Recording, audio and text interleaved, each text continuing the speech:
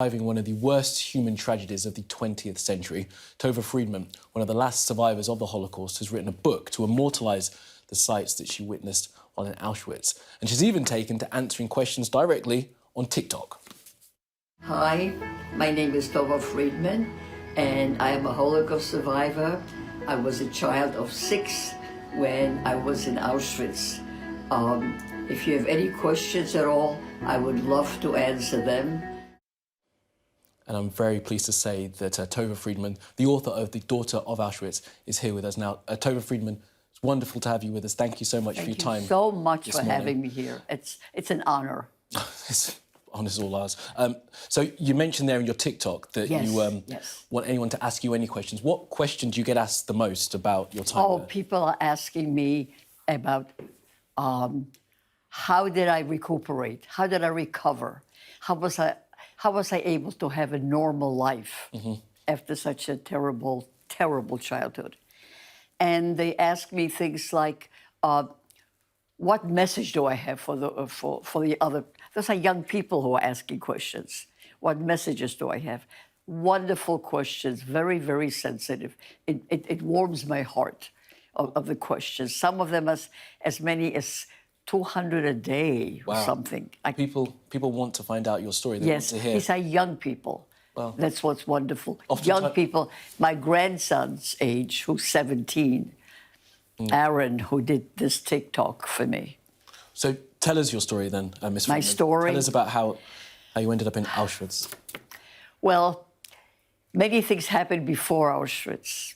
I lost almost my entire family, except my mother and father. And I had no siblings. And at the age of 5.5, my mother and father went on a, this is in Poland, right after liberation, when so we went back home 1945? To find family. Okay, and here is the picture of the Russian army took it. They were shocked to see children being tattooed.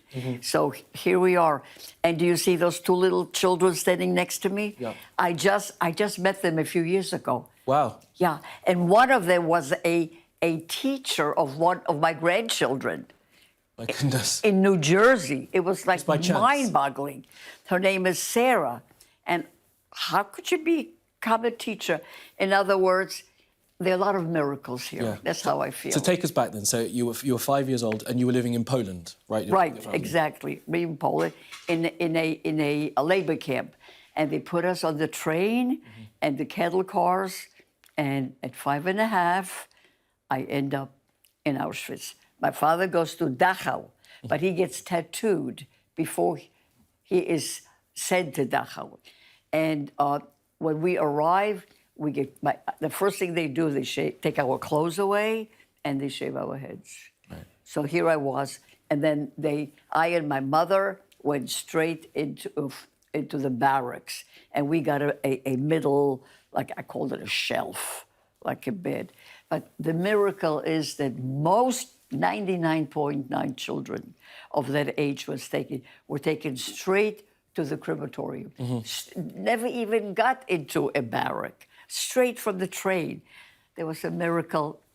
I mean, and this is why it's so important to tell these stories, because, I mean, obviously you know the story, I know the story because I've read the books, but many people don't understand when in the war this happened and how it happened. I mean, this is towards the end of the war, isn't it? This is when you were taken. Well, yes, this is in 1944. Right. I would say 6 months, 7 months before the end of the war, because this was around July, I think, and January 1945, the Allies came. And this happened to your family at that point in the war, but of course the Nazis had begun this many years before. Way before. That's what's so scary, right?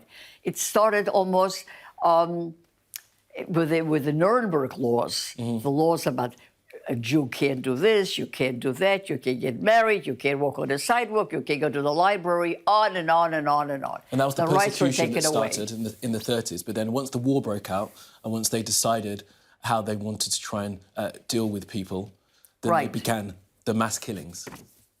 Sorry? They began the mass killing of people in... Mass killing.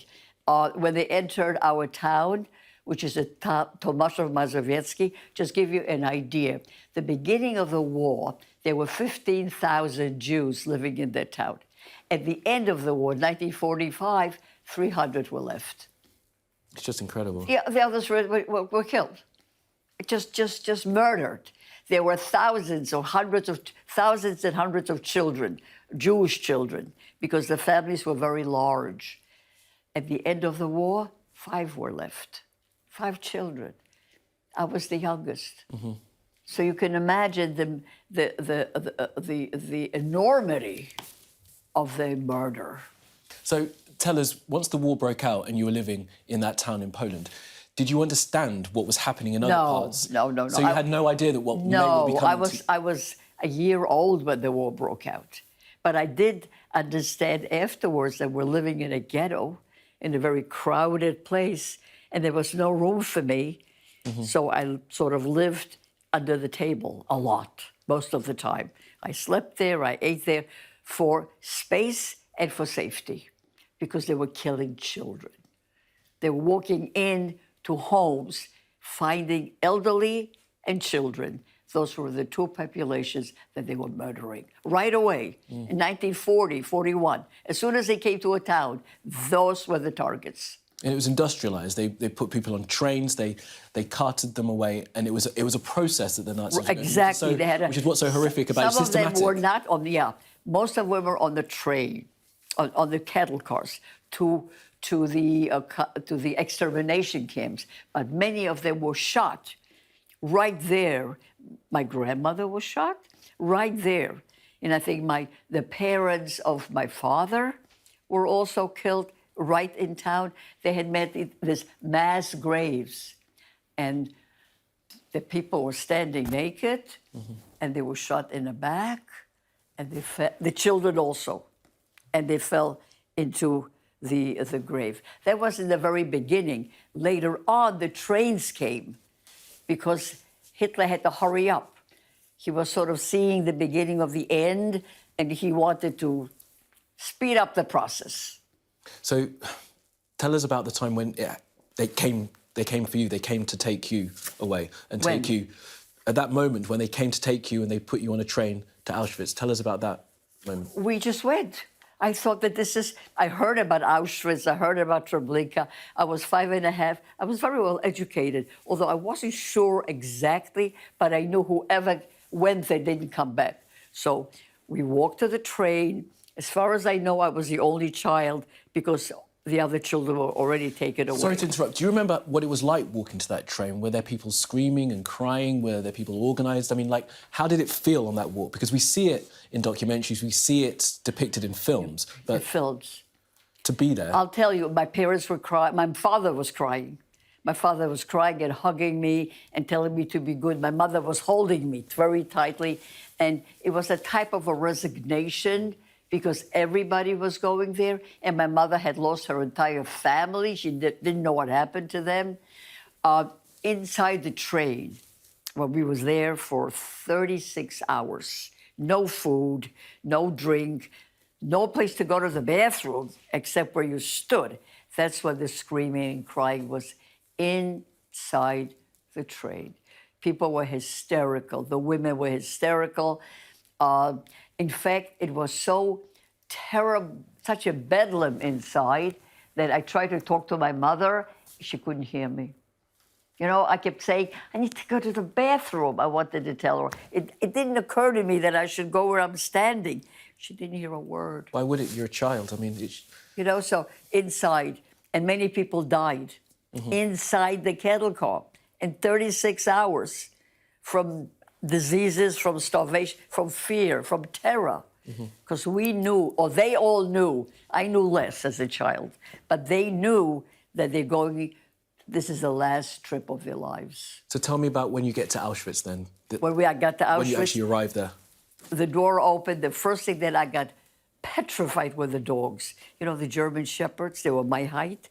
I was looking at them, they were looking at me. I couldn't even see the saliva falling out of their mouth. And I said to my mother, they're going to eat me, they're going to kill me. And she said, no, they only train to kill if you run.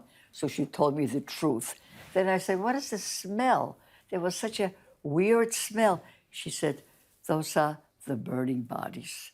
She didn't like them. She told it to me. We were undressed, every one of us, naked, standing there. And I saw women standing like couples with two, all the way out. I said, what are they doing? She says, they're checking to make sure that we're healthy. Those that aren't healthy go up there. Mm-hmm. She pointed to the gas chamber. She pointed it to me. And I kept saying, am I healthy? I remember. She said, yes, you look okay. And I said, what about you? She said, I am okay. And she went like this to make us... To get some colour in her face. Yeah, because the selections were there at the state. They selected you the moment you got off the train. And they made a decision, life or death, right there. And it was a miracle that I wasn't killed because all children... useless. Kids were useless. All elderly, all children were useless. Mm-hmm. But I got into Auschwitz instead, into the barracks. And this is around 44, so the war obviously... 44, This war's coming to an end, so, I mean, I guess it's fortunate that the war was at that end point. Yeah. Because there wasn't time for them to kill people. No, there was. Oh, no. They speeded up, just the opposite. They speeded up like crazy. They killed, all the Hungarians were killed around that time. All the gypsies were gassed at that time. All the people who came from other camps. At the last few months, I would say 5 or 6 months, they speeded up the machine because they didn't want to leave any witnesses and they didn't want to leave any Jews, both. Any gypsies, any gay people, anything that wasn't perfect that they thought would be. So the machine speeded up. So what's your message then to people who are asking you questions online? My message is that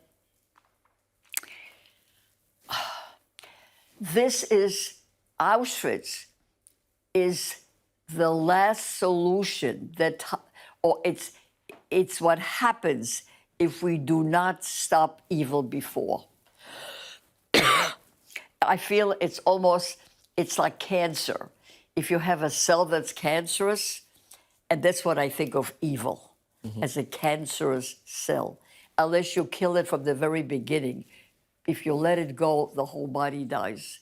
If you let evil continue on this earth, evil, prejudice, all and the hatred of the other, the one that you don't understand or don't know because of color, because of religion, because of sexual orientation, because of different from you. Mm-hmm.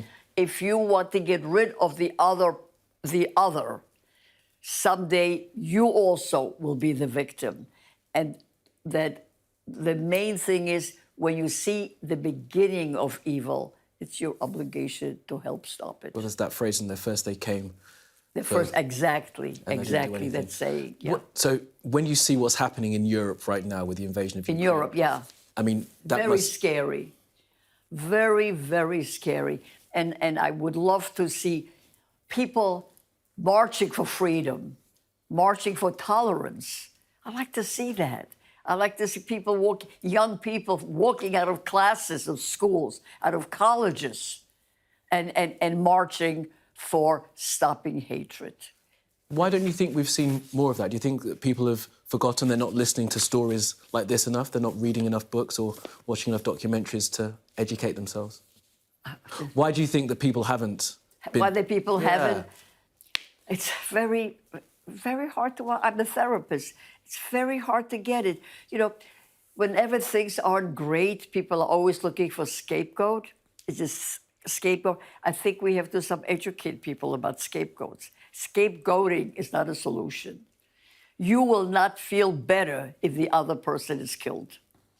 You will not be richer if they lose all their money, maybe for a little bit, but your soul will die with every person that you cause his death. Humanity gets poorer as well. All of us lose. OK, Tova Friedman, just finally then, you've got your TikTok channel where you speak to people directly. tell us about that. And Yeah, I'd like to see more people like my grandson. okay. You know, who high school, you know, he's high school kid, and he reached as many as 50 million young people. And now he has educated them about Holocaust and about the evils. And he lets me talk, and then they ask questions, and he answers them because he's also very knowledgeable, and I answer them. I would like to see people doing that, young people with a conscience that... Because there's been a growth recently of people who say that it didn't happen. Exactly. That's why I have my number. That's why... You have the number? Yeah. That's why, here, this is what used to be my name, 27,633. I was not, I was not a person. I was a number. And do you know why? Because it's easier to kill a number than a person. Just easier. If you are Jack, it's hard for me to kill Jack. But if you are 25, it's easier for me to kill 25. That's what they did. They took away our hair, our clothing, our families, and they branded us. Tova Friedman, it's just been amazing. So if there were more people like Aaron, my grandson, who set up your TikTok? all over, doing it on TikTok, speaking in colleges, maybe. It's the young people we have to target. It's the young. Okay, Tova Friedman, I'm humbled to hear your story and to see you in such great health and vitality, and I wish you a long life. I want to thank you. It's people like you, by the way. No. That you have to take credit. It's people like you who will show it to other people. I don't know how many people watch this program. I mean, I don't know. A lot, right? I hope so. It's your words, people like you, and what you say and what you present right here can make a difference. No, so I want to give you a lot of credit for doing it. I want to thank you. Thank you for telling your story again, Ms. Friedman, Tova Friedman, whose book, The Daughter of Auschwitz. The Daughter of Auschwitz. Is available. And you can find you on TikTok. Yes. Excellent.